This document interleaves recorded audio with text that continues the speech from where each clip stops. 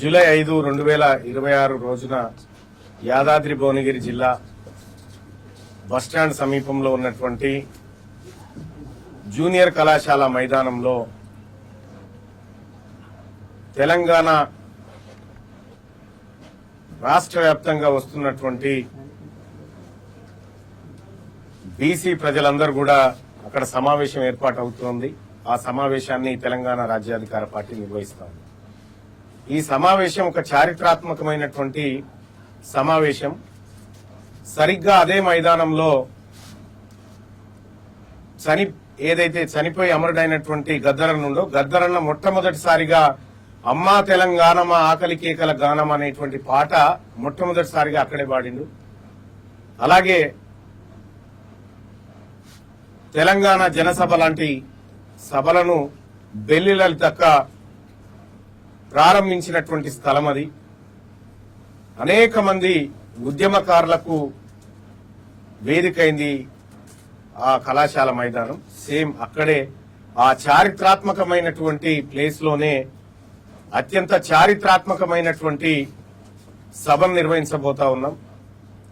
ఇది జయశంకర్ సార్ తెలంగాణ ఉద్యమంలో ఒక మాట చెప్పేవాడు. తెలంగాణ ఉద్యమం ముగిసిన తర్వాత మళ్లీ ఒక ఉద్యమం పుట్టాలి అనేటువంటి మాట చెప్పినాడు. ఆ ఉద్యమమే ఈ ఉద్యమం. ఈ ఉద్యమంలో చాలా క్లారిటీగా తెలంగాణ రాజ్యాధికార పార్టీ చెప్తా ఉంది. ఎవరెంతో వారికంత అనేటువంటి మాట చెప్తా ఉంది. మా ఆత్మగౌరవ గీతంలో కూడా అదే మాట చెప్పినాం. ఎవరి సొమ్ము ఎవరు తినకూడదు, ఎవరెంత ఉన్నారో వాళ్లకు అంత వాటా దక్కాల్సిందే. అన్ని విషయాల్లో అది ఆర్థికం గాని, లేదంటే సంపద పంపిణీ గాని, అధికారం గాని, ఉద్యోగం గాని అన్నిట్లలో సమాన వాటా దొరకాలనేటువంటిది జయశంకర్ సార్ కలలుగన్న తెలంగాణది. ఆ తెలంగాణను సాకారం చేయడం బీసీలుగా మా ముందున్నటువంటి అంశం. అందుకోసమే ఆ కీలకమైనటువంటి సమావేశాన్ని ఏర్పాటు చేయడం జరిగింది. ఇవాళ దొడ్డి కుమరయ్య గారి వర్ధంతి. యాక్చువల్ గా జూలై 4 తారీఖు రోజే మేము ఈ సభను అంటే ఇవాళే పెట్టాలనుకున్నాం. కానీ ట్రాన్స్పోర్టేషన్ ఇతర అంశాలను పరిశీలించిన తర్వాత ఆదివారం రోజు అయితే బెటర్ అనేటువంటి ఉద్దేశంతో జూలై 5 తారీఖు దాన్ని నిర్వహించడం జరుగుతూ ఉంది. అయితే ఈ సమావేశం తర్వాత తెలంగాణ రాష్ట్ర వ్యాప్తంగా ఒక భారీ పాదయాత్రకు తెలంగాణ రాజ్యాధికార పార్టీ ప్లాన్ చేస్తూ ఉంది. ఆ డేట్ను కూడా అతి త్వరలోనే మీ అందరికీ అనౌన్స్ చేయడం జరుగుతూ ఉంటుంది. మరీ ముఖ్యంగా నేను డిజిటల్ మీడియాని ఒక విషయాని కోసం మీ అందరినీ ఆ సభకు రావాల్సిందిగా ఆహ్వానిస్తా ఉన్నా. ఎందుకు ఆహ్వానిస్తున్నా అంటే ఈ చారిత్రాత్మకమైనటువంటి అంశం, అందులో జరిగేటువంటి పరిశోధనతో కూడినటువంటి చర్చ, అది అందరికీ రావాల్సినటువంటి సబ్జెక్టు. ఎందుకంటే చాలా మంది ప్రొఫెసర్లు కొన్ని నెలల పాటు దానిపైన రీసెర్చ్ చేసి బయటికి తీసుకొస్తున్నటువంటి సందర్భంలో దాన్ని నేనే ప్రజెంట్ చేయబోతా ఉన్నా. సో దానికి సంబంధించినటువంటి సబ్జెక్ట్ అనేది కూడా ఈనాటి యువతరంగా ఉన్నటువంటి డిజిటల్ మీడియా తెలుసుకోవడం చాలా ఇంపార్టెంట్. ఎందుకంటే రీసెర్చ్ పేపర్లు ఈ జర్నలిస్టులకు చాలా ఉపయోగపడతాయి. ఆ రీసెర్చ్ పేపర్లన్నింటినీ కూడా అక్కడ బయట పెట్టబోతా ఉన్నాం. చాలా భయంకరమైనటువంటి లెక్కలు మీ ముందుకు రాబోతా ఉన్నాయి. కాబట్టి వీటన్నిటికీ మీరు సాక్ష్యంగా నిలవాలని మీ అందరికీ నేను ఒక లింక్ పంపించి ఆ లింక్ ద్వారా ప్లే చేయమనొచ్చు. కానీ మీరు ప్రత్యక్షంగా ఆ క్లాస్ వినాలని. జరగబోతుంది సభ కాదు, సభలో ఒక బ్రహ్మాండమైన క్లాస్ జరగబోతా ఉంది. ఇదివరకు దాకా ఏ సభలో కూడా అట్లాంటి విధానంలో జరగలేదు.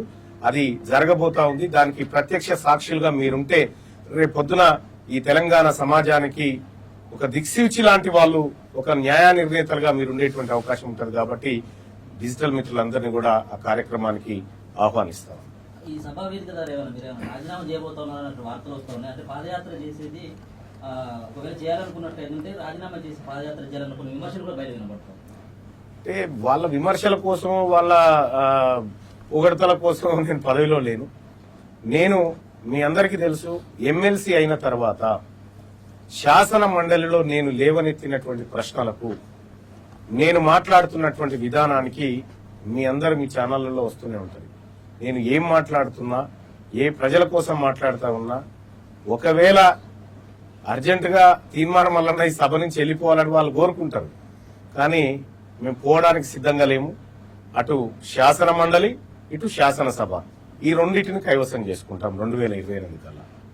కానీ ఒక మాట, నిజంగా తెలంగాణ రాష్ట్రంలో అధికారంలో ఉన్నటువంటి అధికార పక్షంలో ఉండి అధికార పార్టీ చేస్తున్నటువంటి తప్పులను ఎత్తి చూపుతూ కులగణన లెక్కల దగ్గర నుంచి ఆధారాలతో సహా బయటపెట్టినటువంటి నేపథ్యంలో సహజంగానే వాళ్ళు జీర్ణించుకోలేక సస్పెండ్ చేసినారు. తీన్మార్ మల్లన్న ఇంప్లిమెంట్ చేయమని కోరిండు, కానీ వాళ్ళు సస్పెండ్ చేసినారు. దానికి నాకేం బాధ లేదు.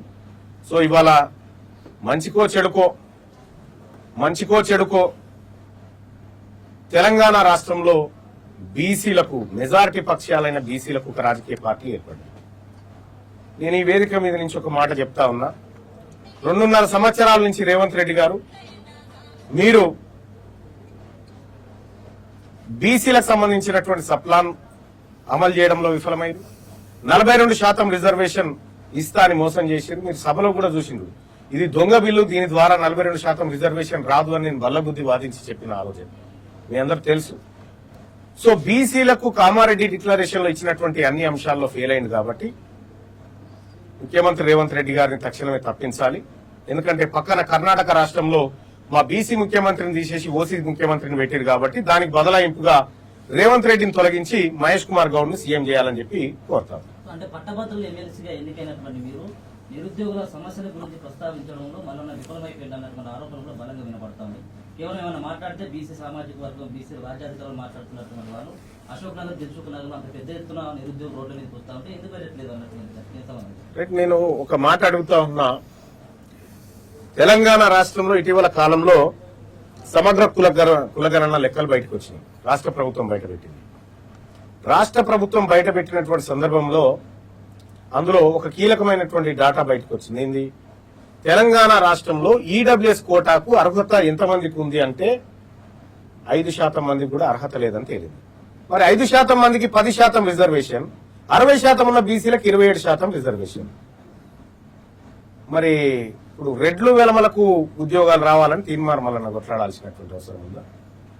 ఖచ్చితంగా నేను ముఖ్యమంత్రి గారికి 3 లెక్కలు రాసిన, ఈడబ్ల్యూఎస్ ని సవరించాలని చెప్పిన, ఈడబ్ల్యూఎస్ ని తాజా డాటా ఆధారంగా సవరించాలని చెప్పిన, ఆయన సవరించట్లేదు. కాబట్టి ప్రభుత్వాన్ని సవరించుకునేటువంటి ప్రయత్నం చేస్తా ఉన్నాం. తెలంగాణ రాష్ట్రంలో నిరుద్యోగ సోదరులకు చెప్తా ఉన్నాం. ఇవాళ ఆడ ఓ బోర్డు ఉంటుంది, క్లాస్ తీసుకొని ఇక్కడ తీన్మార్ మల్లన్న నిరుద్యోగుల కోసం చేస్తున్నటువంటి కృషికి ఇటీవల నాకు ఒక అవార్డు ఇచ్చినారు.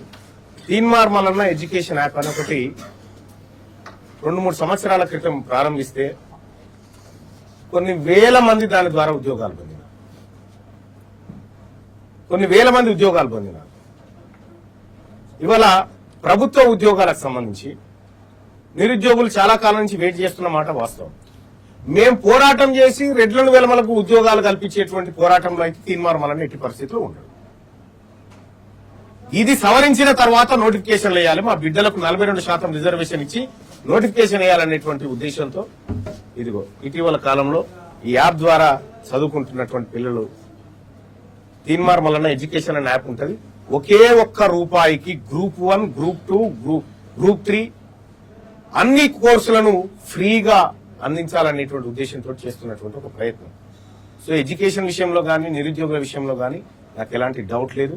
నేను ఖచ్చితంగా నిరుద్యోగుల పక్షాన, మెజారిటీ నిరుద్యోగులుగా ఉన్నటువంటి బీసీల పక్షాన, ఎస్సీ, ఎస్టీ, మైనారిటీల పక్షాన ఖచ్చితంగా మాట్లాడతా.